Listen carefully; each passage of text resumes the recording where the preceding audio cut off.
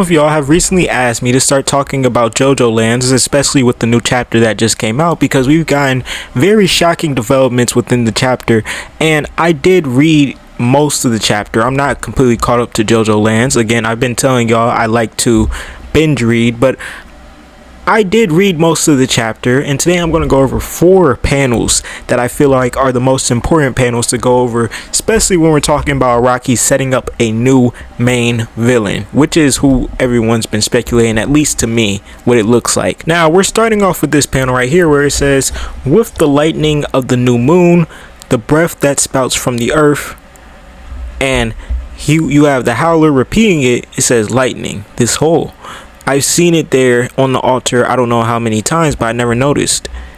And this is where he says it goes right through, setting the Christian part aside, this crucifix of the first generation Litrato.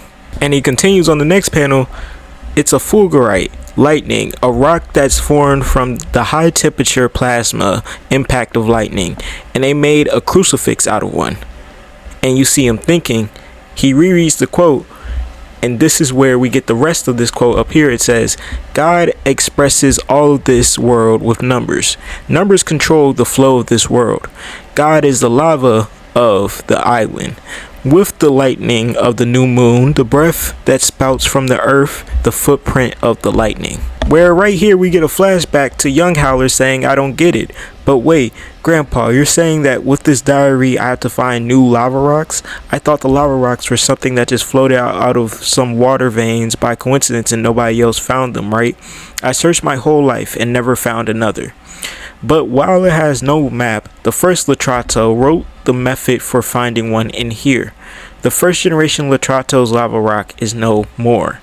It's deteriorated completely, and now the Howler family no longer has one. And then we get back to current day Howler where he says, and I've been looking for another one myself forever. For years, decades, never telling anyone else about it. I reread this diary tens of thousands of times now. Where we get another flashback on the next panel. It says, but don't lose sight of what that means. A child born into it might not realize it, but it means that you're walking on the path of falling from the summit. The Howler family shines brightly now, but in exchange it means that quietly, slowly, the shadows it casts are becoming darker.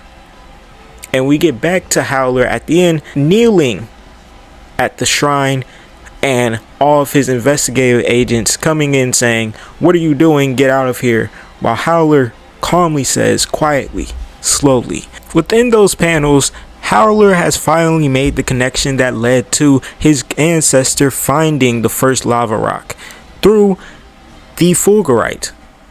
That crucifix right there, he realizes that is the key to how the first lava rock was found. Now, me myself, I don't know completely what to make of it, but I do know that this is an obvious setup for more to come, because usually when we get something like this from Araki, it is soon followed up maybe a few chapters later, maybe 10-15 chapters later, with another backstory chapter and more information on how it was created before it's just flat out explained to us.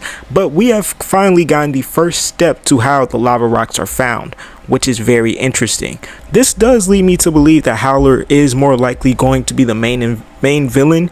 But if not the main villain, he's going to be someone that's so important we're probably not going to get rid of him until maybe like 60-70 chapters in.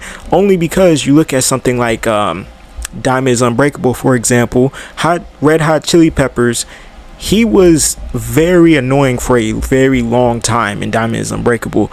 Not comparable to Howler, but it was still pretty long before we got Kira. And it seems like the fulgarite is going to be the real key to where he's going to be able to walk on the lands and find the lava rocks. Because now that another lava rock has been found, of course, he's being questioned. Everything's being questioned from him, and they're at his neck essentially. But really where I think I see this story going is that there's going to be a third party that really shows up and wrecks a lot of shit. I feel like Howler might not be the main villain, but he'll be the immediate setup to the actual main villain, to where everyone's like, oh my fucking god. Because Araki did say something interesting about Jojolands, which I've made an entire video on. He said it's the battle between the lesser evils. Now, I don't know. Usually when it's a battle between lesser evils, it's not only two big super groups going after it. It's not only two groups of people who know about it. It might just be a third party, like we saw kind of in Golden Wind with La Squadra, third party that was working for Howler, but eventually it defected away from him. And plus with the way Araki has recently been in his writing bag, because when I have tapped into Jojolands, it has been chef's kiss. I think Araki will start throwing more characters in the mix, and we're going to see something very, very insane. Hell, we might see November Rain Requiem. I don't think we're seeing that, at least in that fashion, but I think November Rain probably gets a nice power up. It might continue the traditional spin. I don't know. I just wanted to talk about it because I've been seeing it a lot, you know, just all over the Jojo comms and Jojo Twit and Jojo TikTok, all everywhere. I was like, you know what? I might as well make a video on it. Why not?